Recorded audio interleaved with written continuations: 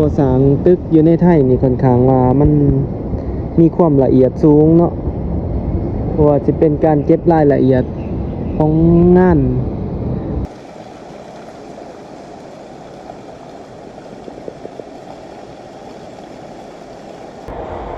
สบายดีทุกคนตอนนี้เราอยู่ที่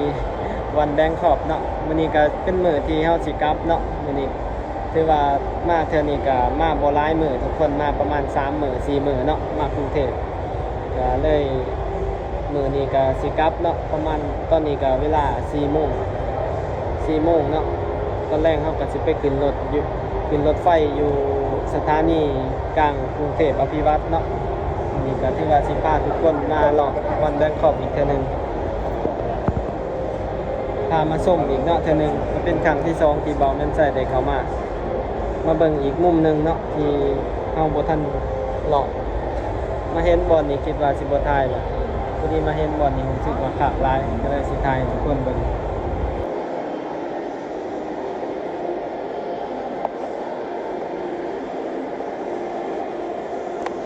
มาเห็นมุมนี้งามขนาดทุกคน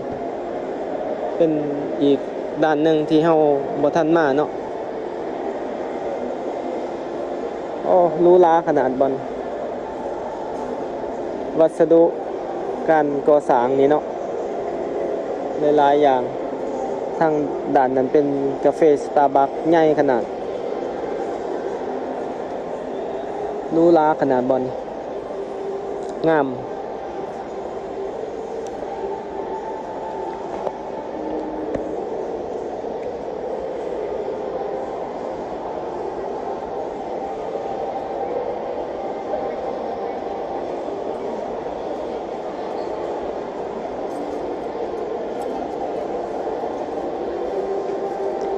แต่หูลิซ่าเนาะบอลนี่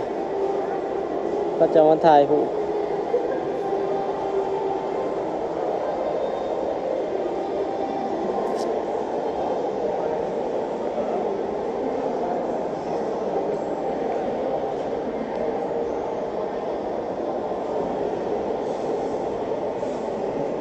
เบิ่งวัสดุที่เขาเจ้าสร้างเนาะงามขนาด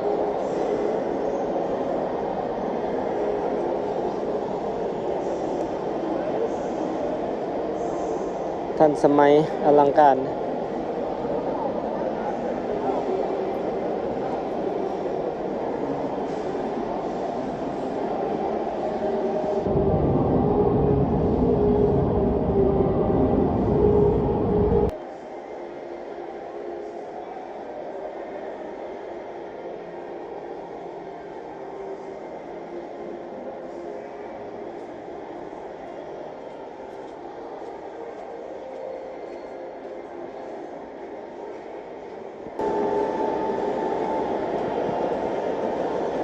เดี๋ยวเราลองย่างขึ้นไปทางนี้ทุกคนรู้สึกว่ายังบ่เคยขึ้นมาทาง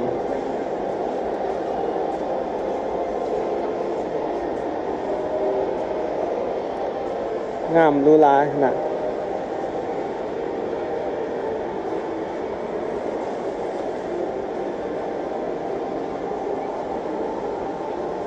ลิซ่า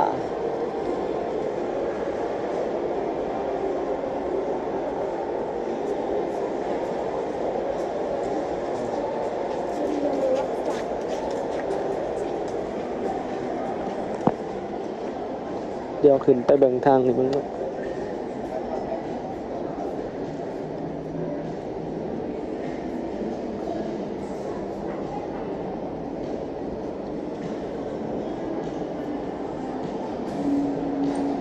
โอ้โหงามขนาดเดี๋ยวขึ้นไปเบิ่งทุกคน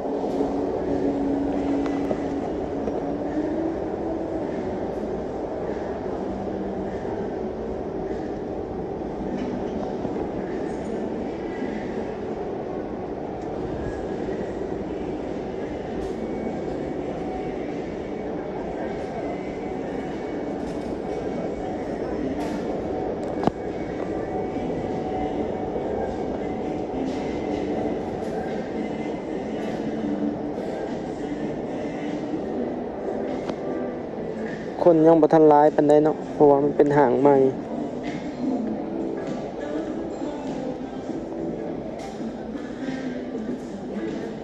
แต่ว่าสะอาดค่อนข้างว่ามีระดับขนาด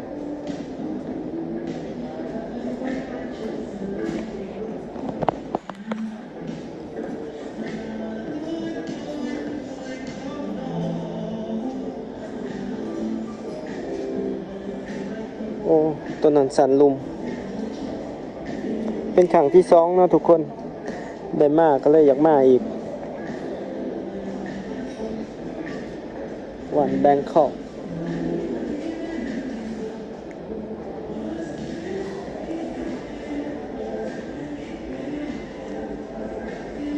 นี่ก็รู้ขนาด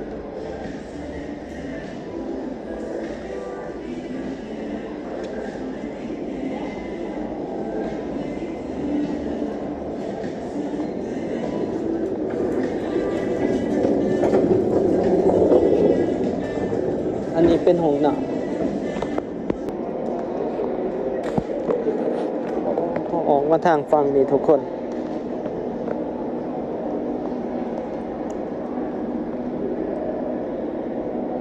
สวนหย่อมโอ้โหงามขนาดเข้ามานี่หอมกลิ่นน้ำหอมความหรูหรา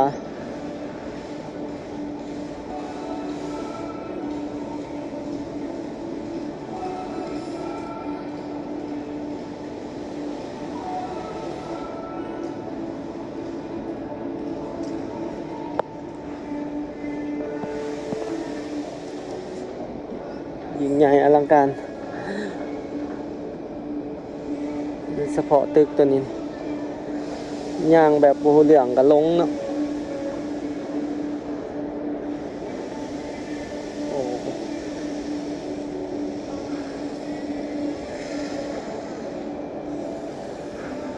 เขามาสุดก่อนเขาย่างอยู่แถวตึกตัวนี้เนาะทางตึกตัวนั้นทุกคนเขาย่าง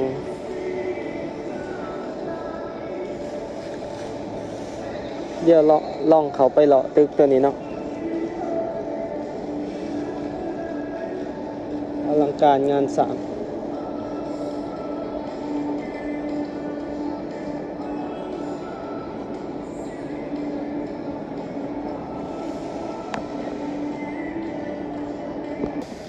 เดี๋ยวเรามาเบิ่งอันนี้ก่อนทุกคนโอ้ตัวนี้กาอาดิดาสเลย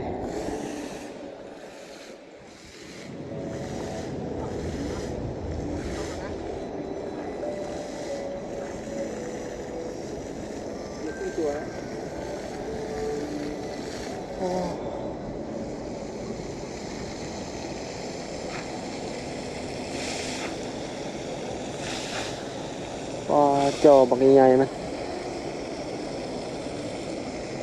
เพราะว่ากำลังเปิดเนาะบ่ทันสมบูรณ์บ่ทุกอันคนก็ยังบ่ทันหลายบางคนก็ยังบ่ทันหูเลยเนาะบางคนก็สิบ่กล้าเข้ามา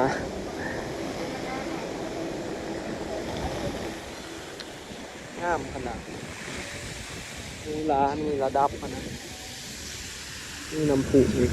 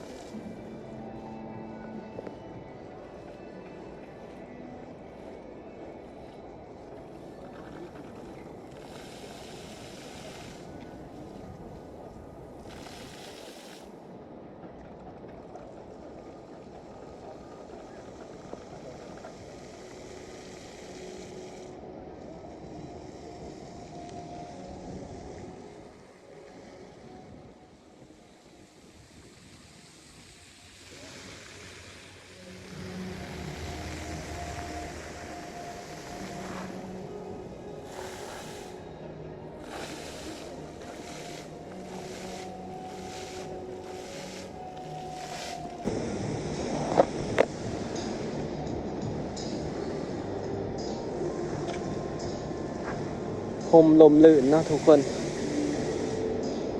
เป็นตะมวนนะบอลนี่บอลนี่ที่ว่าทำเลค่อนข้างว่าสุดยอดเนาะไก่กับสวนลุมพินีไก่กับสวนเบญจกิติตามแผนที่เราเห็นนะเนาะเขาจะเห็นเป็นจะมีตึกที่จะก่อสร้างเป็นตึกสูงที่สุดในประเทศไทยเนาะ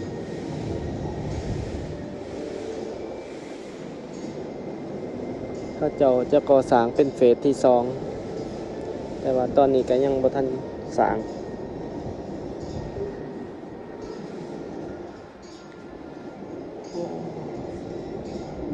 อลังการยิ่งใหญ่บ่ฮู้ว่าตึกน่ะมันจะเป็นตึกหยังเนาะน่าจะเป็นแบบต้องแม่นห้างแบบสินค้าแบรนด์เนมเนาะเบิ่งทุกคนทั้งขี้เหงื่อนี่รู้ขนาดงามเป็นงามเหลื่อมขนาดทั้งขี้เหงื่อนี่คุณเนาะไปทางนั้นแม่นสวนลุมพินีทาง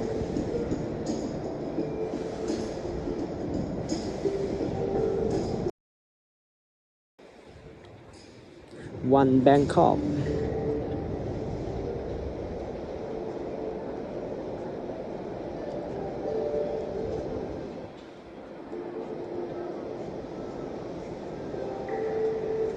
เดี๋ยวจึงเขาไปเบิ่งหางทางนั้นก็เป็นตึกที่ว่างามเนาะทางนั้นตึกสร้างใหม่ทางนั้นก็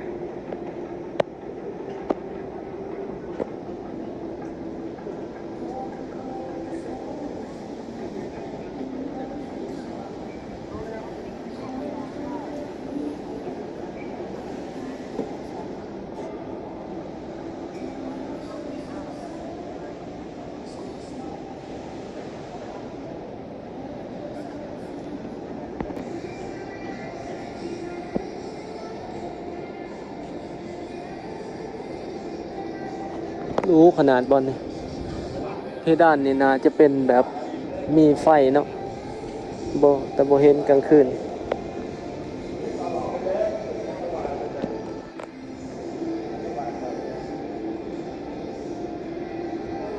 สุดยอดความรู้ความมีระดับบอล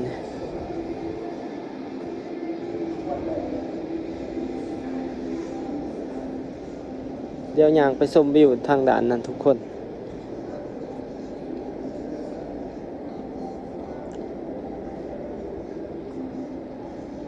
คิดว่ามาสิบ่ได้ถ่ายเลย แต่ว่ามารู้สึกว่าบอนมุมนี้เนาะเขาจะเอาเฮ็ดใหม่ตึกโซนนี้ยังบ่ทันเปิดทุกคนน่าจะเป็นอาคารสำนักงานแล้วก็จุดแบบขายสินค้าแบรนด์เนมต่างๆ private ที่จอดรถโอ้โห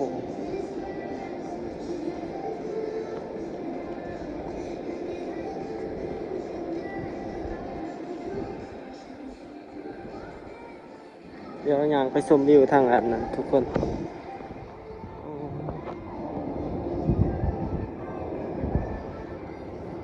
โอ้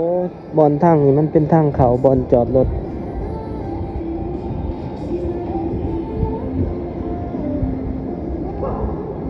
วันแบงคอกทางลงไปบอนจอดรถโอ้โหโซนนี้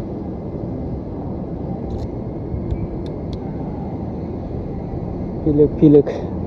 ความหรู้ลาอลังการหมดหายเนาะแล้วก็จากที่เราสังเกตเห็นกันก่อสร้างตึกอยู่ในไทยนี่ค่อนข้างว่ามันมีความละเอียดสูงเนาะเพราะว่าจะเป็นการเก็บรายละเอียดของง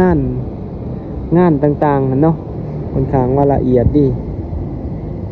ตึกค่อนข้างว่ามีคุณภาพ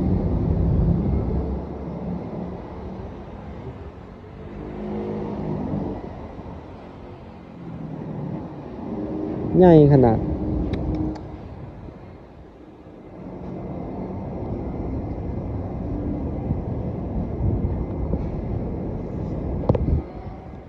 ทางนั้น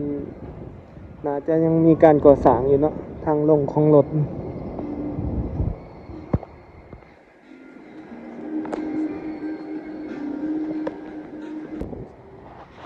เดี๋ยวเฮาย่างเขาไปชมพื้นที่อยู่ในห้างเนาะทุกคนเพิ่นให้เขาระเบ้อบอลมันจะเดินสอดกันเบิดเด้ทางข้างนี่เนาะ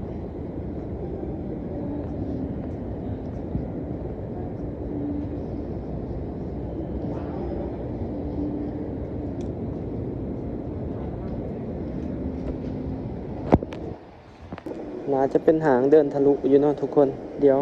เขามาเบิ่งโซนตึกนี่เขาบ่เคยเข้ามาจากเทื่อ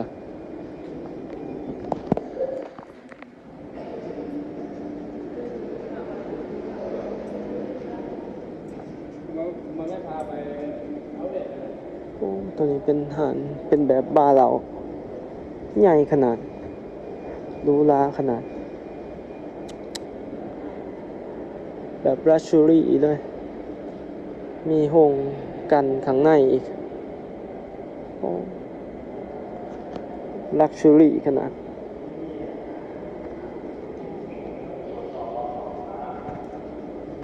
เดี๋ยวลงไป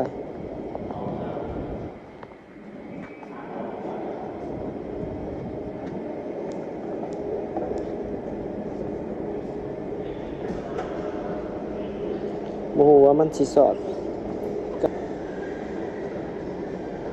โอ้ทั้งลุมเขาจะเปิดแล้วเนาะมีอาหารมีหารอาหารละ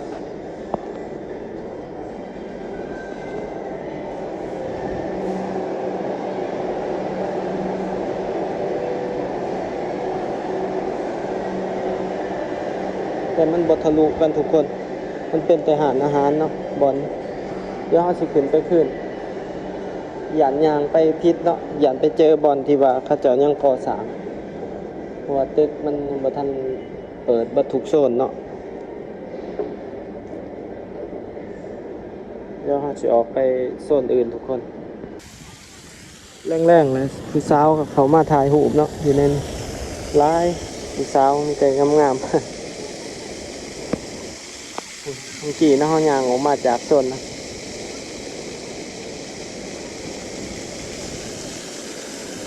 เฮามาจากโซนสตาร์บัคเนาะเมื่อกี้เฮามาจากแจ๊สทางนั้น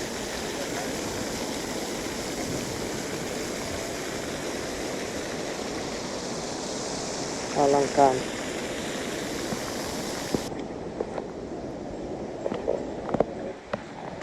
เดี๋ยวเฮาย่างเขาไปตากแอร์ชมหางน้อยหนึ่งทุกคนแล้วก็สิกลับเนาะเตรียมกลับ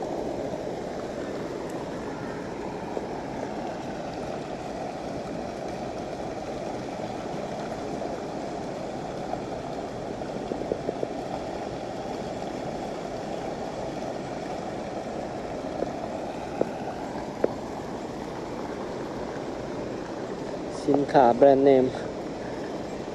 หอมเข้ามานี่มาไก่หางนี่จ้ะ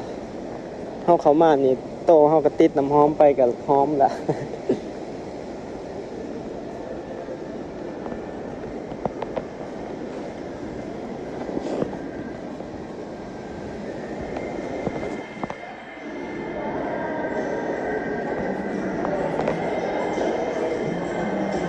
โอ้โหเย็นขนาด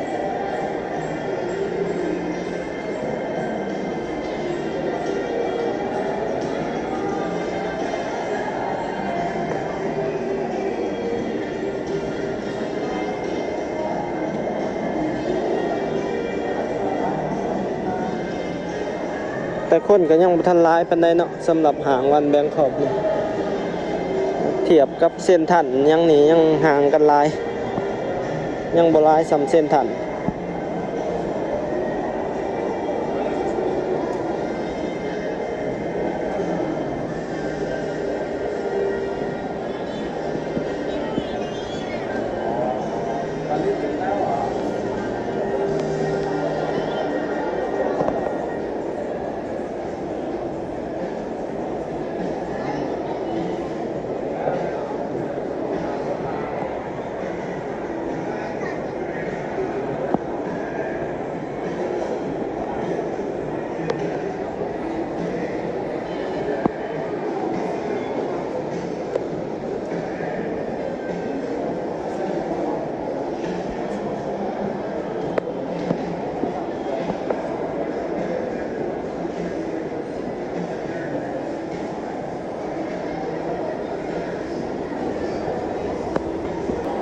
สันจี้นี่เนาะสันอาหารนี่คนร้ายแน่แต่ว่าสันอื่นนี่คนน้อย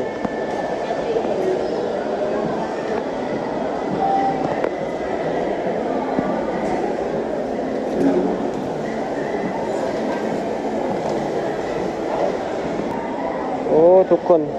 ห่านกากะนี่เนาะที่ไปเปิดสาขาอยู่ลาวกากะ